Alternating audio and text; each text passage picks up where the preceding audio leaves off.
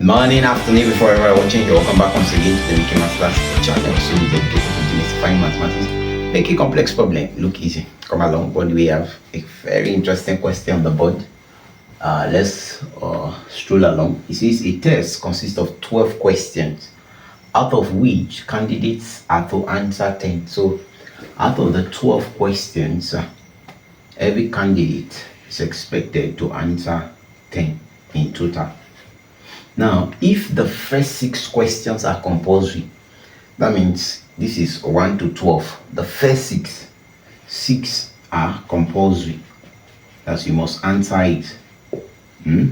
Now, in how many ways can each candidate select their question? In how many ways can they select? So if 6 is compulsory out of these 12, it remains that the left 12 questions minus the 6 compulsory.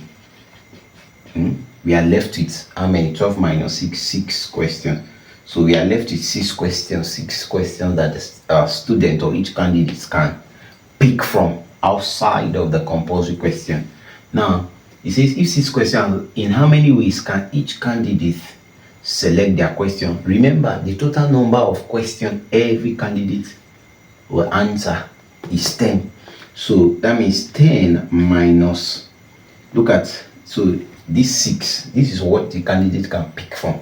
So 10 minus 6, that will give us 4. So they are to answer, select any 4 questions from this remaining 6 that is not compulsory, because 4 plus this 6 that is compulsory is what will give us 10. Take notes, don't mistake it. They are to answer 10 questions in all. 6 is compulsory. There are 12 number of questions there. So the first 6, how many is left? We are left with 6 questions. And because they've already gotten 6 being compulsory, a candidate cannot answer more than 4 out of it to get the 10 complete questions.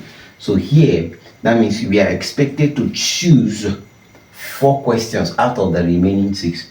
So this is the combination. We use the combination formula because the order in which a candidate picks the remaining 4 is not what we are concerned about.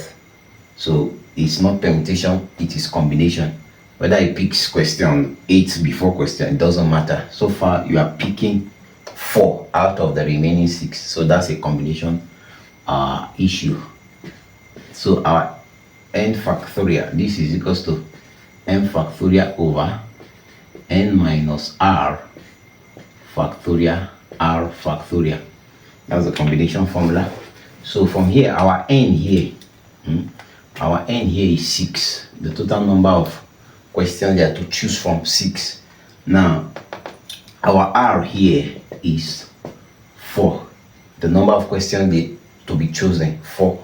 Now let's go. So we have that this is 6 factorial over 6 minus 4 factorial. Our r is 4 factorial. So this becomes 6 factorial. 6 minus 4 is 2. So this is 6 factorial over 2 factorial times 4 factorial. So yeah, 6 factorial is 6 times 5 times 4 factorial over 4 factorial times 2 factorial is 2 times 1. 2 times 1. 4 factorial will cancel 4 factorial. So we have 2 here, 1, 2 in 6, 3. So this is 3 times 5, which is 15 ways.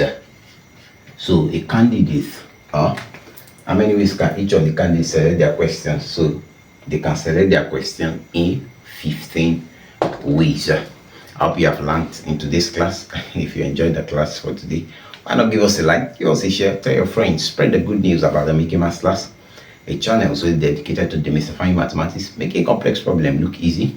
If you are struggling with any aspect of mathematics or any question, put it in the comment section and I'll be there to attend to you. If you are here to subscribe, please kindly hit the subscribe button, turn on your notification bell so you don't miss out on wonderful content of the channel. To meet again in the next Mikky Maths Class, keep practicing. Remember, mathematics is fun. See you at the top. Shalom.